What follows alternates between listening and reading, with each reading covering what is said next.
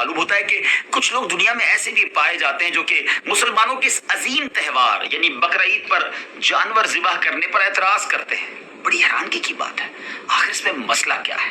چلے پہلے ظلم والی بات کو کور کر لیتے ہیں۔ دیکھیں، پہلی بات تو یہ ہے کہ اللہ تعالیٰ جانوروں کا بھی مالک ہے، وہ تصرف کا بھی مالک ہے، وہ جس طرح چاہے حکم دے سکتا ہے، بندہ تو مالک کے حکم کے تابع ہوتا ہے نا۔ دوسری بات، مذہبی روایات کے طور پر جانور کم و بیش ہر مذہب میں ذبح کیے جاتے ہیں، مگر اسلام نے جو قربانی کا حکم دیا ہے اس کا ایک اپنا ہی کمال ہے، اس کی الگ ہی کلاس ہے۔ اور تیسری بات، دیکھیں نا، مرغی تو ساری دنیا کھاتی ہے نا، تو زندہ تو نہیں کھاتی، اسے بھی مار کر ہی کھاتی ہے، مگر اسلام نے اس کا منظم کم تکلیف والا طریقہ دیا ہے جس کو ذبح کہا جاتا ہے۔ مچھلی، جھینگے وغیرہ کو سب شکار کر کے کھاتے ہیں، تو صرف عید پر کیا مسئلہ ہے؟ اچھا، اب چوتھی بات وہ یہ ہے کہ اسلام دنیا کے ہر کونے کے لیے ہے۔ جہاں صرف برف ہو، ریگستان ہو، سبزیاں نہ ہو، وہاں کے لوگ پھر کیا کریں گے؟ اسلام نے ایسے لوگوں کا بھی خیال رکھا ہے۔ اب چلتے ہیں پانچویں بات کی طرف، اور وہ یہ ہے کہ گوشت کھانا فطری چیز ہے۔ اللہ کریم نے انسانوں کو مختلف قسم کے جو دانت دیے نا، دیکھیں نوکیلے دانت بھی ہیں اور چبانے کے لیے گول داڑیں بھی دی ہیں۔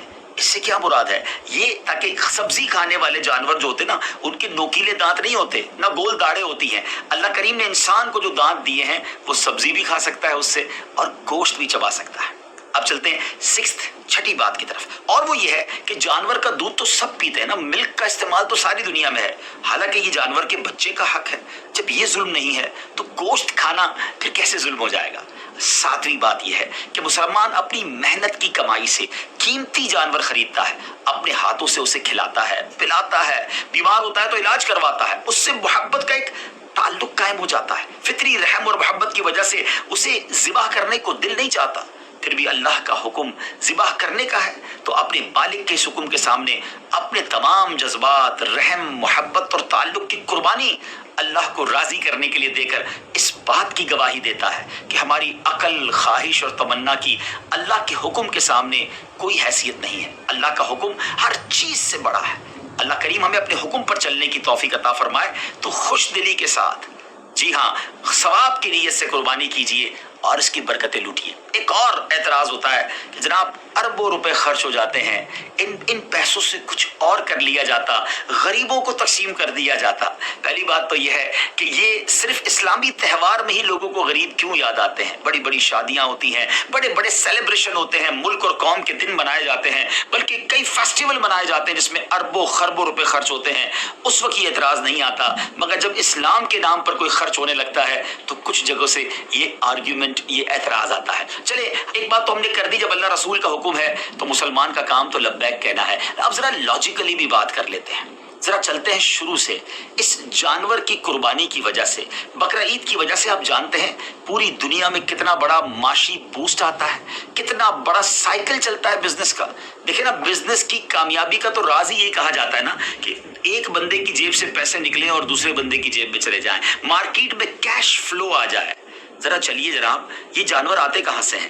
گاؤں کے غریب لوگ جانور اپنے گھر میں پالتے ہیں، پورا سال پالتے ہیں اور اس کے بعد منڈی میں آ کر اسے بیچتے ہیں، تو یہ رقم پیسے والوں کی جیب سے نکل کر ان گاؤں کے غریب مسلمانوں تک پہنچتی ہے۔ جب یہ سارے جانور منڈی میں آتے ہیں تو منڈی آباد ہو جاتی ہے، منڈی میں چارے والے کا بزنس بھی چلتا ہے، سوزوکی والے کا بزنس بھی چلتا ہے، کئی مزدوروں کو نوکری مل جاتی ہے، جناب رسی اور اس کے جو جانور کے باندھنے کا سامان ہوتا ہے ان لوگوں کا بھی کاروبار شروع ہو جاتا ہے۔ اور آگے چلیے، جب یہ جانور خرید کر لوگ اپنے گھر لاتے ہیں، ہزاروں لاکھوں لوڈر اور سوزوکی ڈرائیور اور ٹرک ڈرائیورز کو روزگار ملتا ہے۔ پھر جیسے یہ محلے میں آ جاتے ہیں تو محلے میں بھی آپ نے دیکھا ہوگا چوکیدار اور مزدور، غریبی لوگ تو ہوتے ہیں، ان کو سنبھالنے کے پیسے ملنا شروع ہو جاتے ہیں۔